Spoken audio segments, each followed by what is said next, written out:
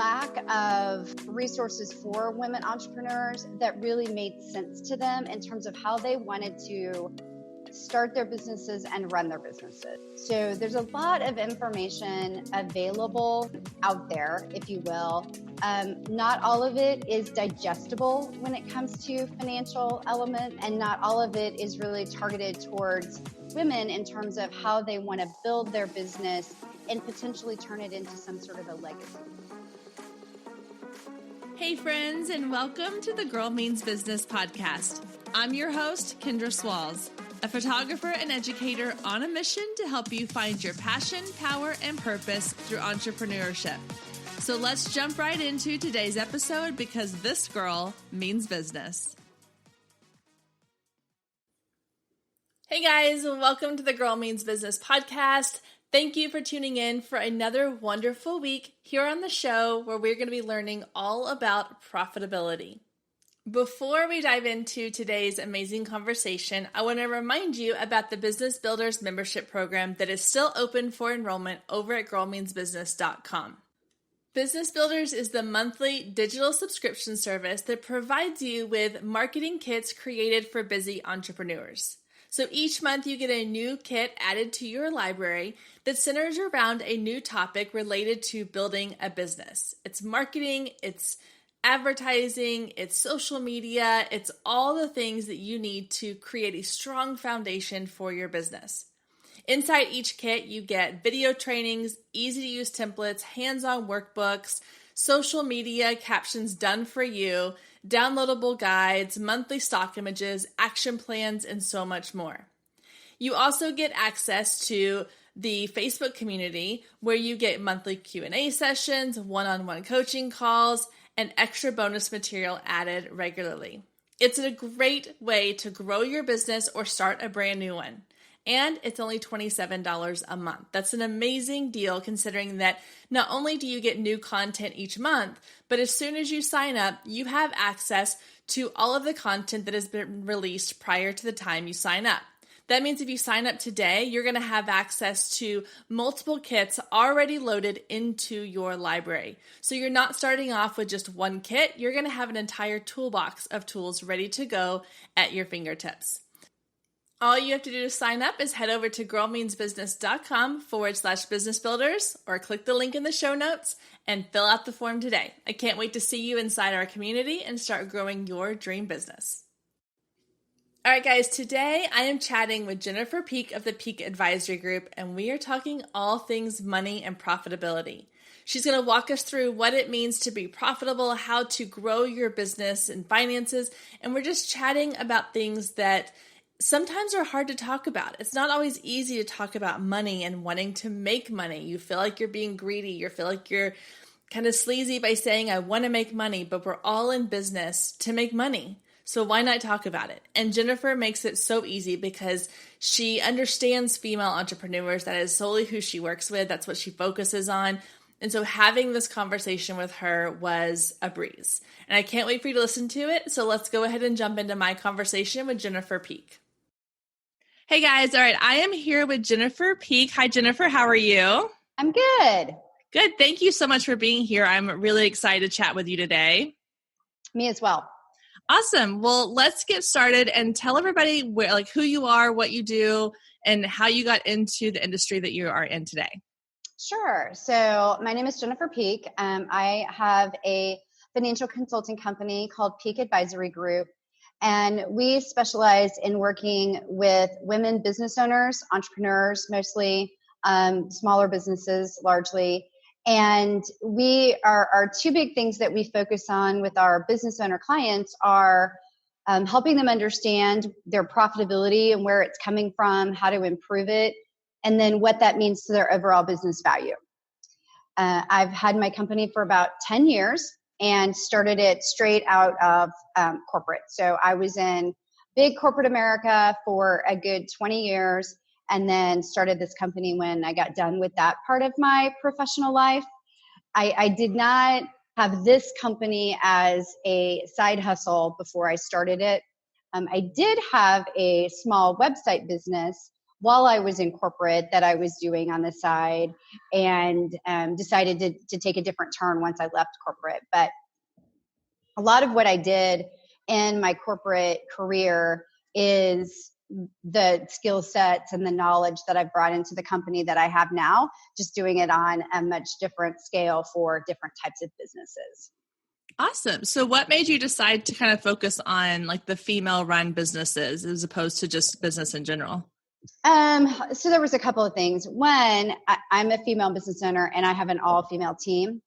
And then the other part of it was that I saw a real lack of resources for women entrepreneurs that really made sense to them in terms of how they wanted to start their businesses and run their businesses.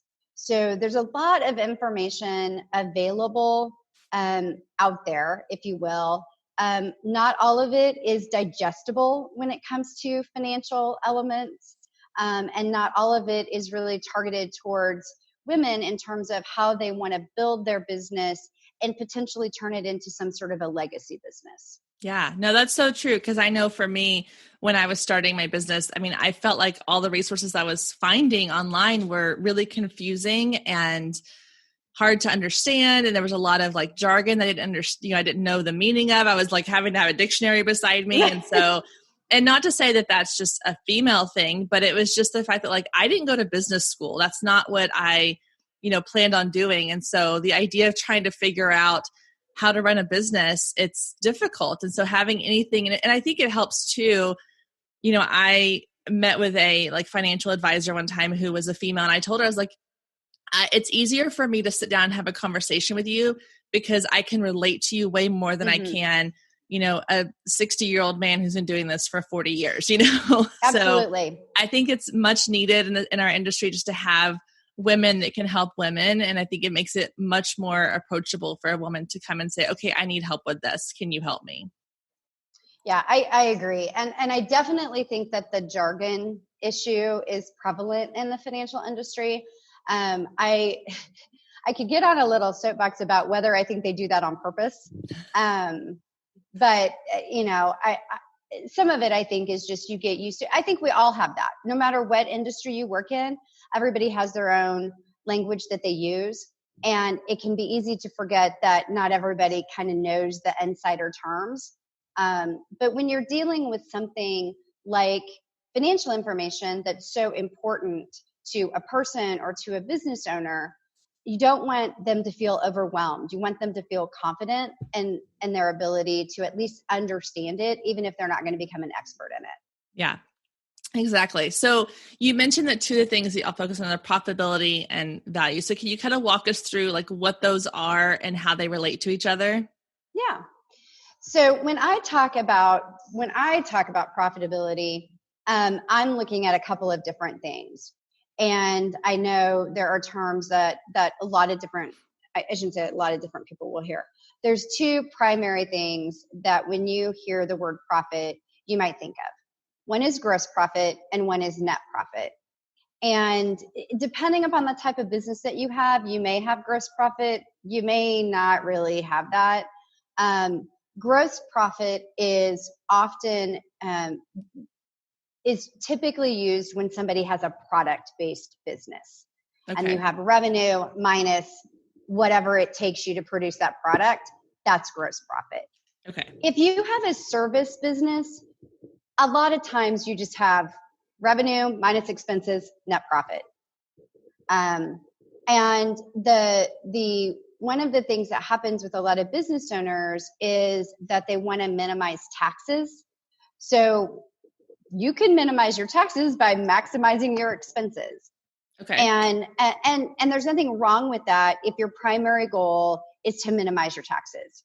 What we run into with some of our business owners when they have been following that methodology and then they decide that they want to grow and maybe they need to get a loan to be able to grow, or they want to actually exit and sell their business, or they want to invite investors in. I mean, there's all sorts of different things, but ultimately what it comes down to is that they're seeking some sort of outside capital whoever is on the other side of that transaction wants to make sure that you can pay them.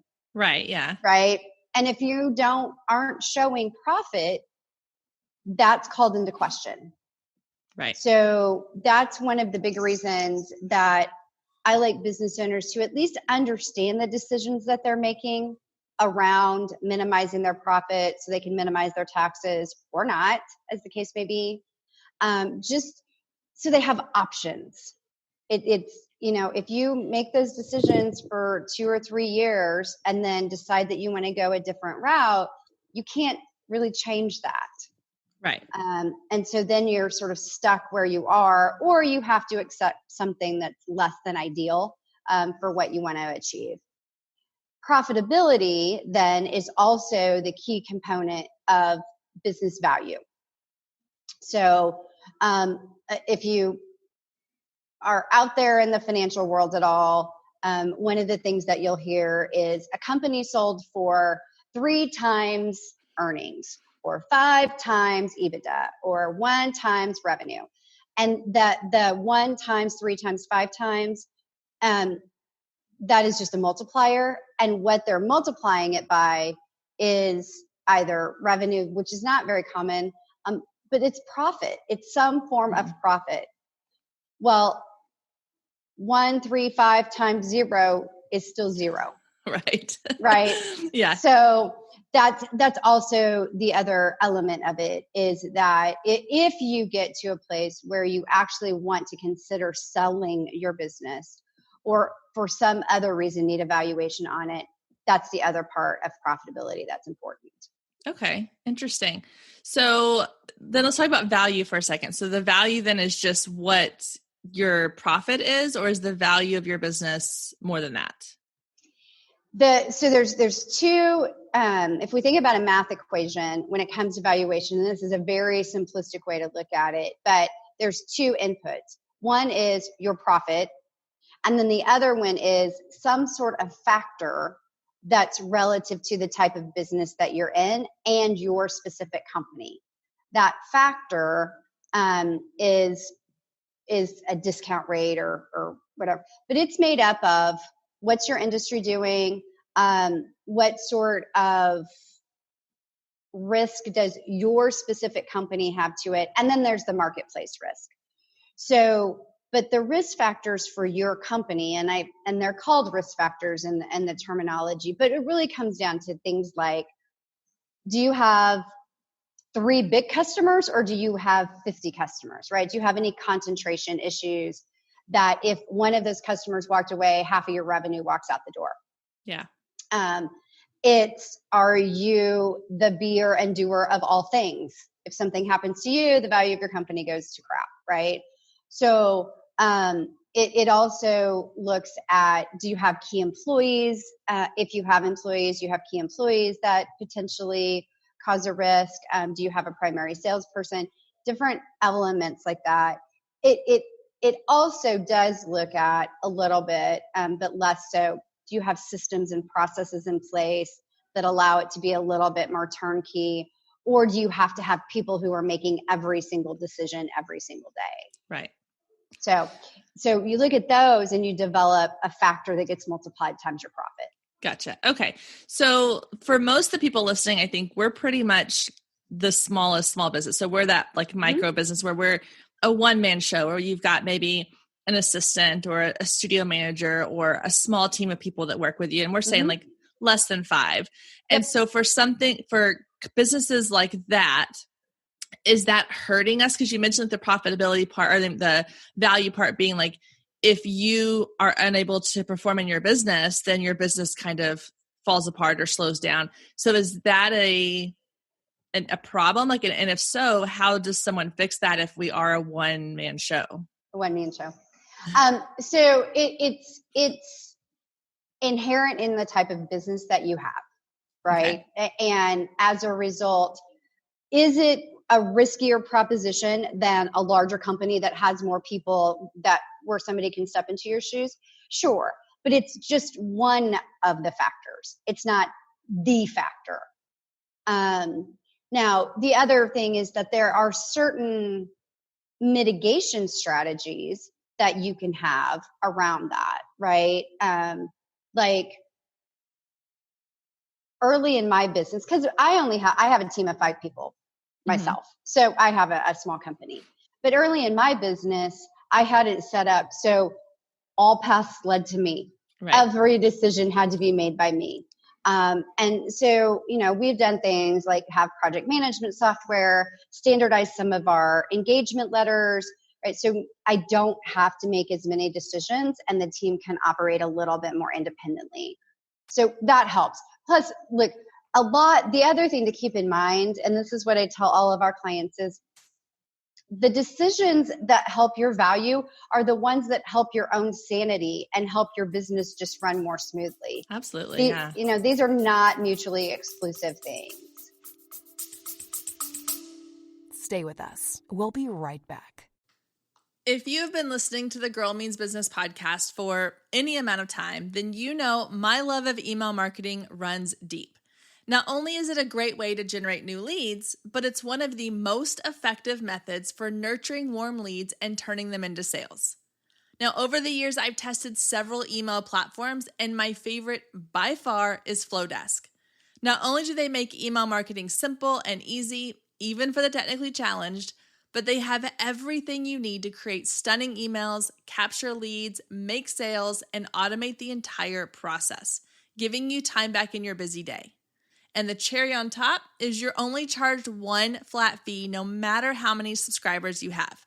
So while other platforms will increase your price when you go over your pricing tier limit, Flowdesk has no price increases or hidden fees.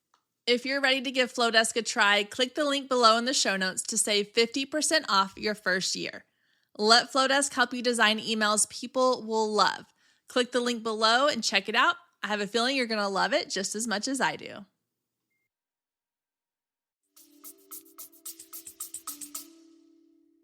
Yeah, no, that makes sense because, I've had that thought myself of like, I don't necessarily want all roads to lead to me in my business. Like I get that. And I'm sure a lot of people listening are thinking that too and thinking like, well, but my business is me. Like, for example, my other business is photography. And for me, I'm the photographer and I have couples ask me all the time, will you be the one shooting our wedding or are you going to be the one at our session? And yeah, because it's me, like my brand, I am my brand in a sense. And it's hard to separate yourself from that sometimes. But I think in order for your business to grow, you have to be able to balance being your brand, but also knowing that not all roads need to lead back to you. Like having those automations in place, having those kind of, I guess not roadblocks, but just filters that kind of help keep some of the things so that you're not having everything on your plate at the end of the day. That's right. Yeah. And awesome. I mean, and it makes you, and to your point, that's what makes you be able to grow to a point that provides you, the income that you want. And it keeps you from working, 90 hours a week because you're doing all of the things. Yeah. Well, so speaking of the word growth, I was kind of jotting down some notes as you were talking earlier. And I know that one of the things, and if I'm going to be 100% honest here, this is something that I have struggled with and still struggle with, is that fear of growth a little bit. Like the idea that, okay, right now, if it's just me and an assistant or me and a VA or something like that, like that's easy because I know that I have control and I can manage how things go. Or then there's the idea of like, okay, if it grows, what does that mean? What does that look like? Like it's kind of that fear of the unknown. And I don't know if you experienced that when you were growing your business and adding team members. Oh, yeah. Do you have any, tips or advice or thoughts on kind of that fear of growth in your business? So first of all, I would say that I think one of the biggest and most challenging steps for a small business owner is hiring people. That first person in particular, even if they're not an actual full-time employee, like suddenly you're responsible for somebody else. Yeah. So I definitely think that's one of the biggest and most challenging steps to take is to first to make the decision. And then now you've got them, what are you going to do with them? And, all of the ongoing things that just come with managing people. I think that the growth part of it is scary for people in a couple of ways. One of them is partly what I just described, which is great. Now I'm responsible for more people and things, and now it feels complicated. Mm-hmm. Right. Complicated is a good word. Right. It feels complicated. The other side of it is that whether it's for your personal financial situation or your personal goals, in terms of what you want to accomplish, or just because you want to be able to serve more people, growth is the antidote to those things. But I will tell you that there's lots of people who suddenly wake up one day and go, yeah, I don't like this at all. Like, I've built this and now I'm in the middle of something that I don't want. Right. So I think you have to be very honest with yourself about, if my business were to double, what would I want it to look like? And doing that with as much neutrality as you can, instead of getting on the other side of it and being like, well, my business doubled and now I hate it. Right. Yeah. So this kind of loops us back to profitability. So the first thing that I would do before you just start, I just need to double my revenue, is to say, is my existing revenue as efficient as it could be? Okay. Right? Or am I doing things and spending on things that I don't really need? So I think a lot of us, when we start, and I see this a lot with every business ever, it doesn't really matter on the size. I call it sort of Frankensteining. So you start out and you're doing a thing and you have an email provider. Let's just say that that's your first thing. Then you add on a project management system. Then you add on this system. And now you have QuickBooks. And now you have Time Tracker. And all of a sudden you look up and you're like, I've got like 10 different softwares going. And it's me and a part-time assistant. So the first thing that I do is to say, here's your revenue. Are you as profitable as you could be? Because maybe the answer isn't that you need to double your revenue.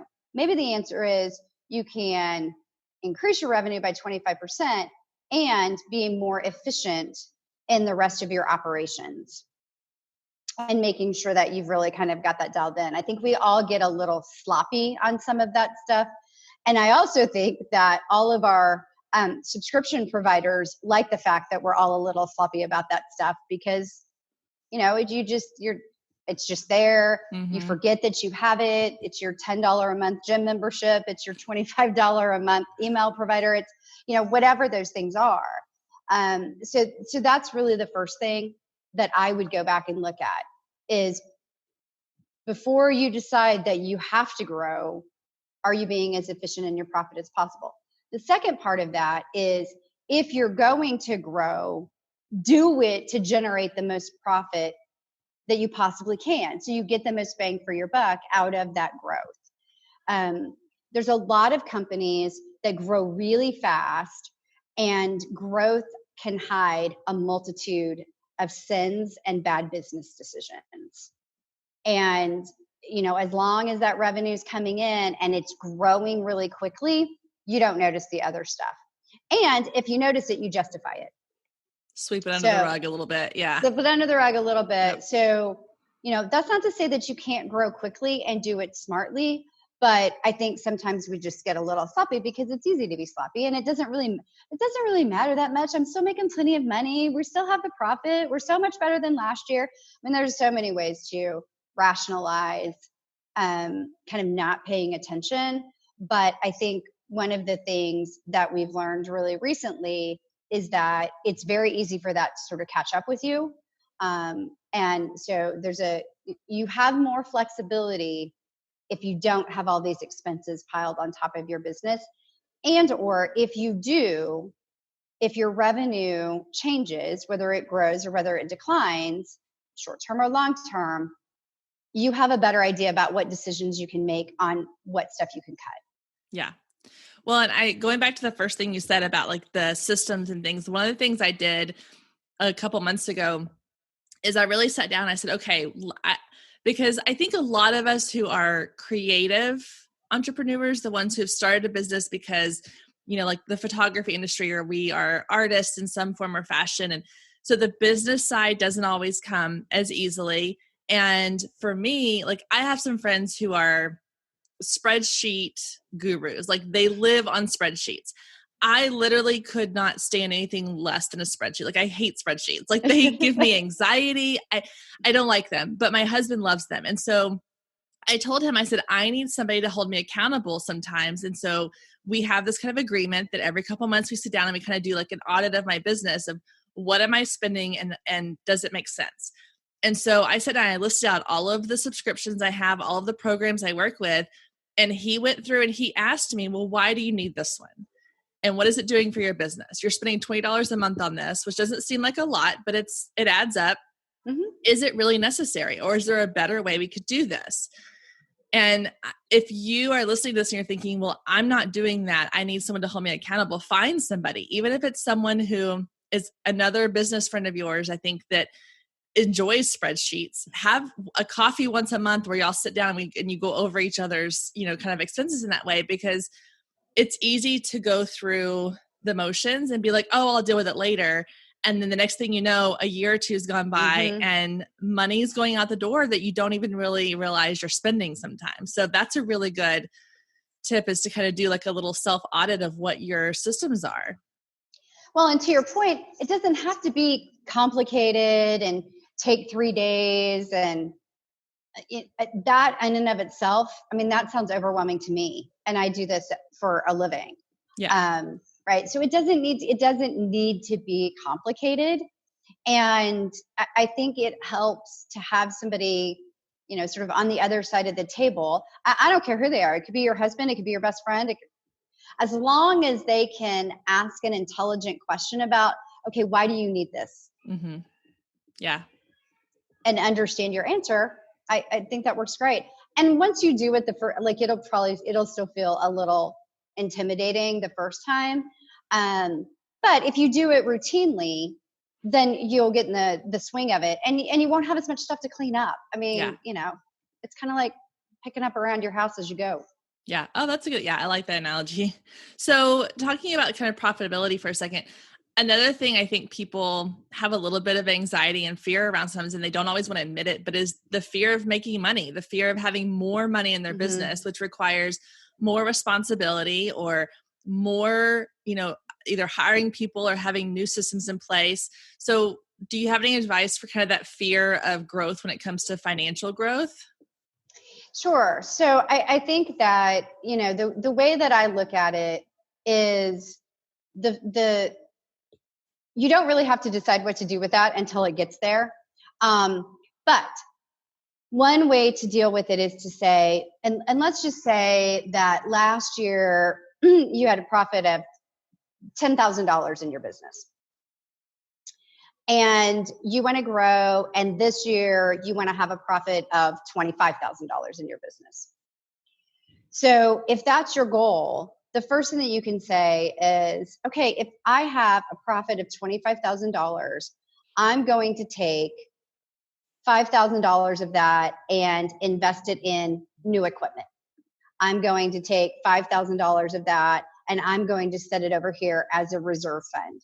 I'm going to take $5,000 of that and I'm going to put that in a new advertising fund, and we'll, whatever, redo our website, whatever you want to do with that. That 15,000 is the difference between last year and this year.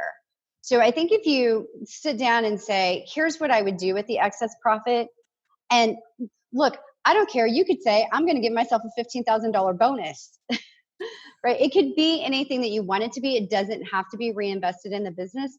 But I think the important part is once you have a plan for the growth, when it shows up, you already know what you're going to do with it.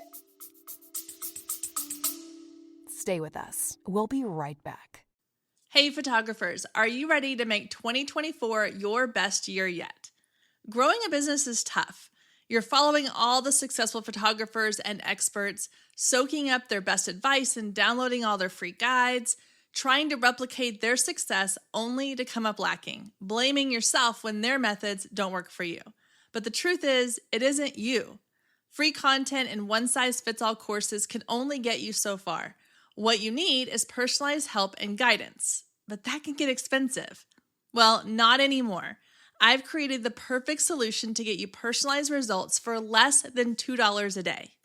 Introducing the Focus Photographer Lab, a one-of-a-kind coaching membership that gets you one-on-one results for a fraction of the cost of traditional coaching. Inside the lab, you'll find the 3 C's to success: classes, coaching, and community. With classes, you gain access to a treasure trove of pre-recorded trainings and invaluable resources. With coaching, you get monthly live trainings and Q&A sessions, along with my favorite part, the weekly one-on-one office hours, where we get to address your unique questions and challenges. And then there's the community, where you get to connect with an amazing group of talented female photographers who share your passion, supporting each other and inspiring each other to greatness. The best part is it doesn't come with an expensive one-on-one coaching price tag. You get all of that for just $47 a month. You can even try it for free for 14 days to make sure it's a good fit for you. And there is no contract and no obligation. You can cancel at any time. So what are you waiting for? Head down to the show notes and click the link to learn more and get signed up today. And let's make 2024 our best year yet. Yeah, that's a good plan. Yeah. Because I do think, there's a lot of people I talk to that, and I'm throwing myself in there too. Like, I've had this conversation with myself and other people, is we have these big ideas, we have these big goals, and we have these visions of what we want in our business. But then there's something like we tend to kind of get in our own way. Mm-hmm. And the idea of, okay, well, what if it gets too big too fast? Or what if it gets to the point where I no longer feel in control of it because it's kind of taking on its own thing. And I think too, the other one is the hiring people. I have a lot of business friends that are in that position of like, I need to hire somebody to help me. But then there's that fear of letting go of control a little bit. Like you mentioned, you have a team of 5 now. And so you have to be willing to hand over some of that control, which again is part of that fear of growth. It's just, there's a lot that comes in with it, not just financially, but as far as like making sure you can trust the people that you bring into your business. And it's scary sometimes. It is. And there's definitely elements to it. So I think, one of the things that we haven't, there's a couple of things. Number one is, I think that when we all started our businesses, we really identified and are proud of the fact that we're bootstrapping it and that we're scrappy and we're making it work. And you feel like you're going to let go of that identity a little bit if you have to become the super responsible business owner and you have all these people working for you, right? That's a different view of yourself as a business owner than when you're the solo entrepreneur. Right. And there's a perception that if you're a solo entrepreneur, you are a lot more adaptable and flexible than if you're over here with 5 people working for you. Mm-hmm. That's not necessarily true. Your role changes, but the business itself can still be just as adaptable and flexible. The other thing that I think is true is that the perception that you're giving up control is not, you're not giving up as much control as you think you are. So I've worked with business owners who are like, oh, but if I hire these people, they're going to come in and take all of my customers. That's a big one. Mm-hmm. And I'm like, these people don't want their own business. Yeah. That's why they're coming to work for you. That's why they're coming to work for you. Yeah. Now, if you feel and so there's 2 sides to that. One, you can legally protect yourself through non-solicitation and non-compete agreements. And yes, I know I'm not an attorney and I know that those don't always work, but at least it puts it on the table to start with. And then the second thing is that if you really find that you're that distrusting of a person or the idea of having people work for you, that's probably an opportunity for you to do a little work on yourself. Everybody has a horror story that they have either experienced themselves or know someone who has. Yeah. But there's all kinds of people who have people working for them who've never had a problem. Yeah. So. Yeah. I think, there's so many fears. It's fear of the unknown. I think a lot of times It really people is. just don't know what they're getting into. Cause when you are starting out, you're thinking, okay, this is me and I'm going to bootstrap it. I'm going to make all these things happen. And then you start to see kind of that snowball taking place and it starts rolling and starts going. You're like, okay, well, dang it. Now I don't know what the future looks like. I don't know what my business looks like in this new landscape. And it's scary, but it's not a bad thing. I think people Right. get paralyzed by that fear of growth sometimes and don't allow themselves to, they make themselves small. They continue to keep themselves small when they have the potential to be so much bigger than they are. And it's really interesting because, we're talking to people that had a lot of guts to go start their business in the beginning. Yeah. And, these are the folks that are risk takers and don't have a lot of fear. And yet I do think that we all reach a point in our business where we are scared of the unknown, and that by moving forward on a growth path, we're somehow completely giving up all of the things that we've accomplished in the past. Yeah. And that's generally not the way that it works. You're generally building on what you've already done. Yeah. Okay. So one of my last questions for you is, and I ask this a lot, is, so if you had a friend that came to you today and said, okay, Jennifer, I'm thinking about starting a business, or I've just started this business and I need to figure out what to do, what would be your number one piece of advice you would give to that friend? So oh, wow. So my number one piece of advice, because it is, now this comes purely from the place of what I have struggled with the most. Okay. So, and I think this probably applies to a lot of the people that are listening, right? We started businesses where we know how to do the thing, whatever the thing is, right? For me, it's financial related. For you, it's photography. It could be baking pies. It could be any of that. And it's a classic thing that comes out. If anybody's ever read the E-Myth, it's one of the big elements of that. I think you have to be very careful about starting a business around your expertise. Okay. Because it puts you in a position of being the person who's delivering it. And it's hard to get out of that. So that's the biggest thing just to know, is if I start a business where I'm the expert and I'm the one who is always having to deliver it, you've really created a job for yourself. And there is nothing wrong with being self-employed, but know that that's what you're doing. Right. And that if your goal is to be self-employed and potentially stair step it, but you're just not ready to make that decision yet, that's great. If your goal is to actually have a company, then I think you need to look at it with a little stronger lens and say, my goal is to have a company and I build it around me and my expertise, what potential limitations does that create for this? Yeah, I think that, I've never really thought of it that way, but that's such an interesting perspective, because it's true. And I think about like my photography business. So, I feel like my photography business is fairly limited in what my growth potential can be, as far as I am primarily based in one location. I'm not going to go travel the globe. I mean, that sounds great and all, but that's not my plan. It's just me. I don't have a team of photographers that I have trained.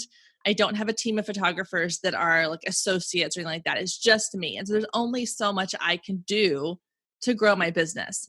But then I think about like the lady I go to that does my hair. So she's a great hairstylist. She's a great hairdresser. But what she started out early on, she was like, I don't want to just be somebody who cuts and colors hair. So she now owns a salon of her own, and she has other hairdressers, and she wants to open another one. She's like, I have bigger plans beyond just what I physically could do with my hands and my scissors, and yep. I've never really, I've looked at it that way a little bit, as just as far as, her story to other people I know that have like these bigger plans, but that's a really great perspective of, if you build something around a job for yourself, you can only go so far. Right. That's really, okay. I love that. Thank you for sharing that. Sure. Putting that in perspective. Well, Jennifer, thank you so much for taking time out of your day to chat with us and share your expertise. So let us know where everybody can find you and follow up with you. Sure. So website wise, it's Peek advisory.com. You can go there, and if you scroll down a little bit, you'll find a quiz in the middle. It's free. And it just gives you some insights on the value elements. It doesn't give you a value for your business. It's not a mathematical calculation, so don't worry about it. It's only like, I think, 7 questions. And depending upon your results, you get, there's a 19-page report that comes with it that'll tell you some of the next things you can focus on, some action steps to take. So, so you can find it there. And then I'm on LinkedIn, Instagram, all of the normal suspects. Awesome. And I'm going to add all those links to the show notes. People can just scroll down and click the little button. I love the quiz idea. So I'll definitely have people go taking that quiz and trying to figure all that out. So thank you so much for sharing your expertise. We greatly appreciate it. I hope to have you on again soon. Great. Thank you. Thank you so much, Jennifer, for coming on and chatting with me today. This was definitely one of those episodes where I needed to go back and listen to it again because I felt like there was a lot of really good information. And typically when I am interviewing with a guest, I do have a notepad out and I'm jotting down some ideas or some notes, but I also want to be engaged and following along in the conversation. So I like to go back when I'm editing these episodes and really take it in, really get a chance to jot down ideas and take notes and come up with plans for things and put into action the things that they are talking about. And this was definitely one of those episodes where I could do that. I could go back and listen to it again. So if you're listening to this as you're driving or you're at the gym, feel free to go back and listen when you're at home and you can write down some ideas and notes. Make sure you follow Jennifer on social media and head over to the link to take her quiz. Don't forget to check out all of her offerings over on her website as well. And last but not least, make sure you check out the Girl Means Business Business Builders Membership Program. It is open and ready for enrollment. I think you're going to really enjoy all the content, and I've got some fun things coming up planned for that program in the upcoming months that you're definitely going to want to be a part of. So head over to girlmeansbusiness.com/business builders and get signed up today. All right, guys, that does it for our show this week. I hope you have a wonderful week, and I will see you back here next week, same time, same place.